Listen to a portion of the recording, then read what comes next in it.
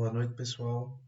Dando início aqui à nossa apresentação sobre gerenciamento de projetos com forma ágil. Aqui embaixo está os participantes da apresentação: Felipe Souza, Francisco de Assis e eu, Maxwell. Então, primeiramente a gente vai fazer aqui uma introdução do que seria a ágil, né, e o que significa.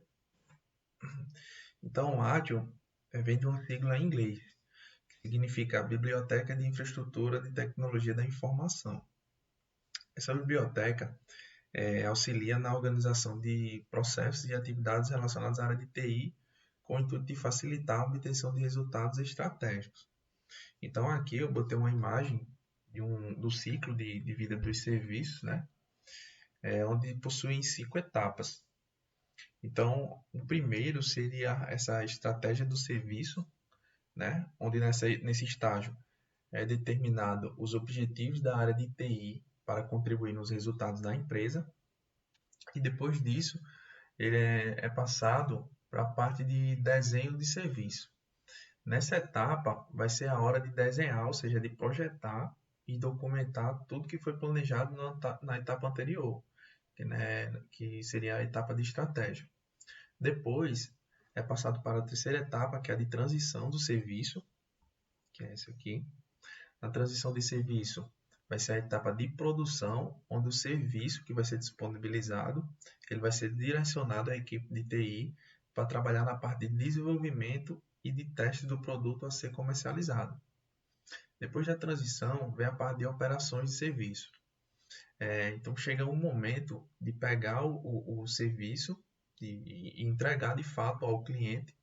Então, a etapa anterior, que é a etapa de teste, é uma etapa muito importante para disponibilizar o produto com qualidade, né? Então é preciso fazer vários testes antes de poder chegar nessa etapa de operação e poder, enfim, disponibilizar ao cliente final.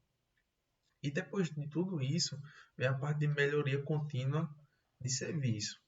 Nessa parte, com o serviço já em funcionamento, vai ser o momento, vai ser montado uma rotina para avaliar a situação atual do produto e propor melhorias para atualizar essa ferramenta ou esse serviço futuramente. Então, aqui agora partindo para o questionamento que o professor levantou. Então, o que é uma central de serviço de acordo com a ATIO, né? O central de serviço seria basicamente um SPCO, em inglês seria um Single Point of Contact, ou seja, seria um ponto em comum, né, onde o usuário ele vai ter contato direto com o provedor, no caso que entrega o serviço de TI, né? Então, nesse ponto em comum, onde ele vai ter contato com o provedor, ele vai poder tratar diversos assuntos relacionados ao serviço que recebe, seja assuntos relacionados à paralisação do serviço, à mudança, ou então a outros tipos de solicitações, mas tudo vai ser trabalhado nesse ponto único, que vai ser o canal de comunicação entre eles, e esse canal ele pode ser segmentado em vários canais, como, sei lá, um e-mail, telefone, WhatsApp, um portal do cliente, através de um site ou um aplicativo.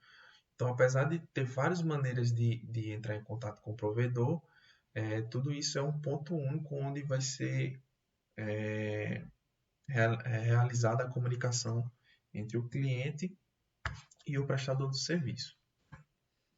Partindo para o segundo questionamento, o que é um incidente, né?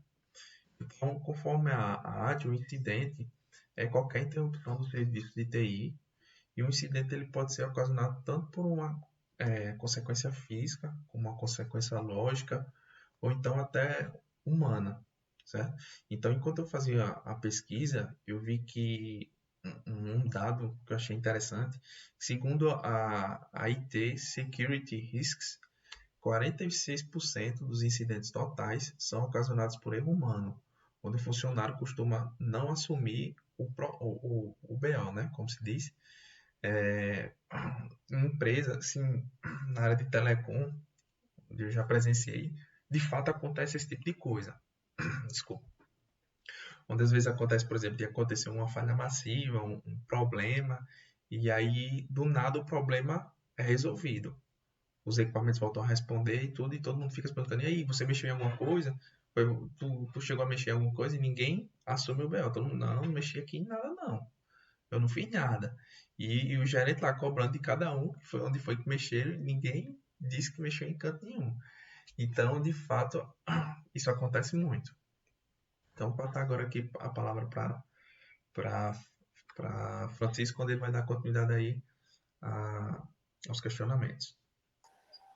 Então, pessoal, solicitação e requisição é um pedido do cliente, né, por informações ou recomendações, ou até mesmo para obter acesso a algum serviço de TI, né? É quando o cenário atual está funcionando perfeitamente nos serviços de TI, porém o usuário precisa de mão de obra do departamento, seja para a criação de um recurso ou nova ferramenta de trabalho. Um bom exemplo para deixar mais claro isso aí é a solicitação da criação de um e-mail, ou mudança na instalação do computador, desenvolvimento de um novo relatório no sistema e etc. O recebimento do chamado, né, da requisição, ela pode ser feito por alguma interface web, ou telefone, ou e-mail, e dependendo da estrutura da central de serviços, podem existir mais canais de abertura de chamados, né? Normalmente já se tem uma lista pré-definida dos serviços e se já definido, né, a previsão ele já entrega a previsão da entrega do serviço, né, ele já dispõe essa informação. Pode passar, Max. O problema, como foi citado anteriormente para Maxwell, para a gente saber a definição do problema, é preciso saber a definição de incidente. E como Maxwell citou, né, é caracterizado por uma interrupção não planejada de um serviço de TI ou a redução da sua qualidade. Já o problema é, segundo a ITIL, é a causa raiz de um ou mais incidentes, né? Uma vez que as linhas de escalonamento são ativadas e nenhuma solução é disponibilizada, é possível que seja necessária a abertura de um problema para áreas específicas investigarem a sua solução. Como a gente vê aí nesse diagrama abaixo, existem dois grupos, o grupo solicitante e o grupo resolvedor, né, nesse gerenciamento de problemas. E na primeira fase, que é a abertura, é registrado um problema. Se há um incidente relacionado a esse problema, ele vai ser vinculado e, após isso, ele vai para a verificação das situações conhecidas na base de conhecimento, né? Se houver algum conhecimento compatível, é verificado se é conhecida alguma aplicação para a resolução desse problema. Se não, são investigadas as soluções, né? Então, a partir daí, vem para os 4 tipos de soluções, que são, existem 4 tipos no caso, né, que é a solução definitiva, a solução contorno, que é um paliativo, a solução inviável e a solução sem solução, né, no caso.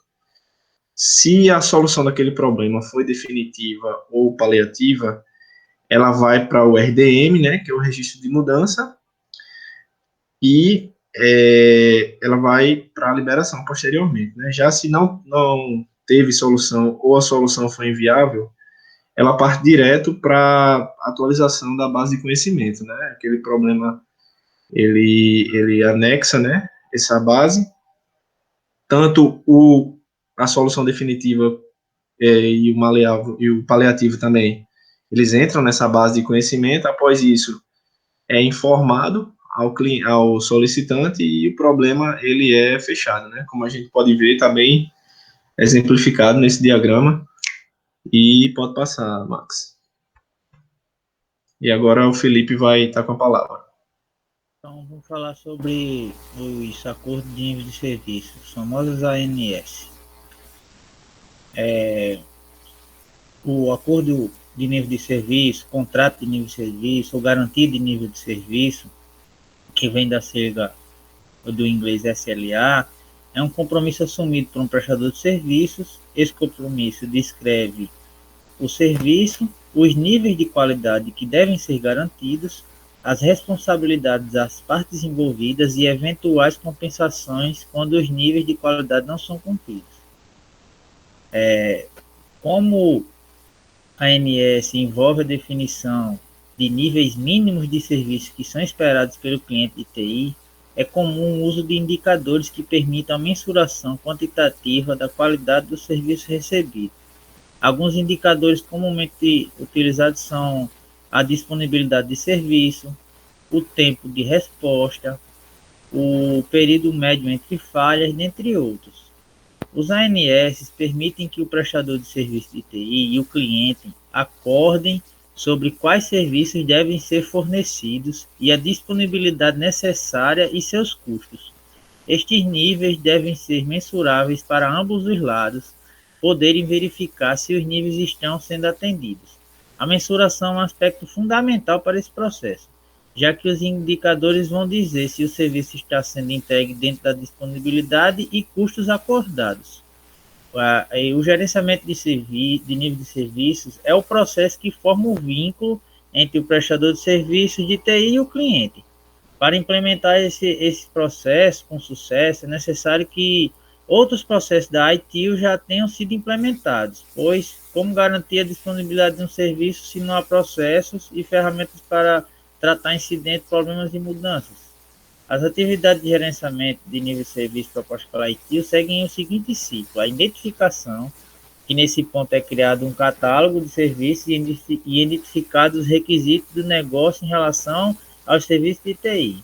A definição, que nessa fase de definição é feito um rascunho demonstrando como os serviços serão entregues. A negociação, que na negociação é feito o acordo de nível de serviço propriamente dito, como também o OLA, que é uma sigla em inglês, que em português significa Acordo de Nível Operacional, que é como se fosse uma ANS do prestador de serviço para interno, para dar suporte ao próprio ANS.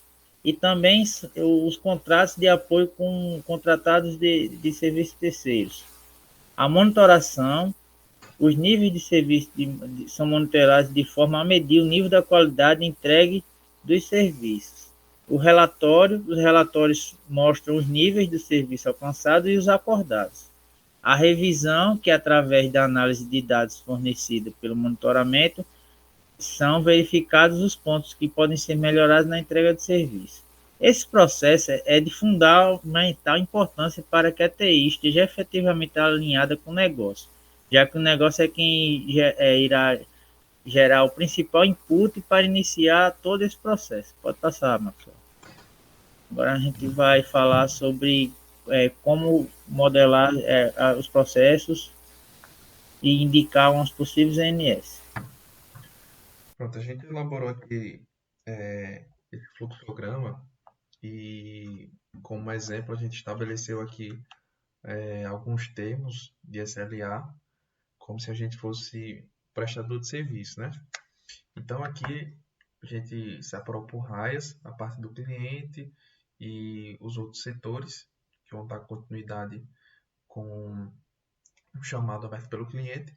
Então, o cliente ele dá início por algum canal de atendimento e aí ele vai abrir o chamado com o N1, que é o nosso primeiro setor que vai estar tratando diretamente com o cliente. Então, ele vai informar na abertura de chamada se é uma falha no serviço. Caso não seja, ele vai ser direcionado a outro fluxograma. Esse fluxograma aqui está relacionado somente a incidentes. Então, caso seja um incidente, vai entrar nesse fluxograma e vai dar continuidade. Então, o N1 ele vai analisar primeiramente o problema, vai fazer uma análise prévia, vai realizar os procedimentos padrões com o cliente, seja reiniciar os equipamentos, pegar a maior quantidade de informações possível, né? E vai tentar resolver.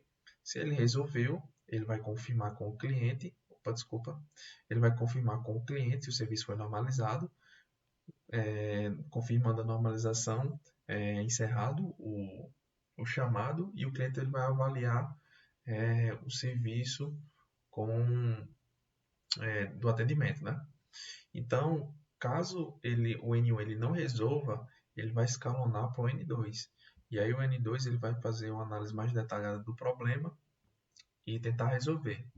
Resolveu? Se sim, vai voltar o chamado para o N1, onde o N1 vai confirmar com o cliente a normalização do serviço e vai encerrar o chamado. e aí o cliente, no final, ele vai fazer a avaliação da mesma forma. Porém, se o N2 ele não conseguiu resolver o problema, ele vai repassar, vai escalonar o chamado também para o N3. Então, o N3 ele vai analisar mais detalhadamente ainda, vai tentar realizar os procedimentos para resolver o problema. Se resolver, volta para o N1 para confirmar a normalização com o cliente e encerrar o chamado, e o cliente, por sua vez, fazer a avaliação.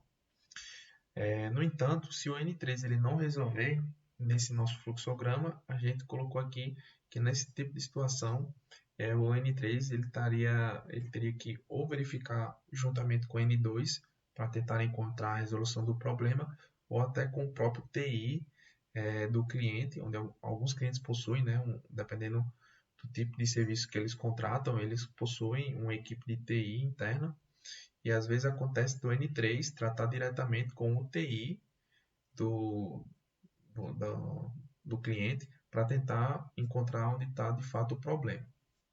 Aqui do lado, eu coloquei os termos que a gente colocou aqui como exemplo de SLA relacionados a incidentes. Existem vários termos que podem ser estabelecidos em um contrato. Para não ficar muito grande, a gente colocou só esses, mas vamos então aqui aos pontos que a gente colocou.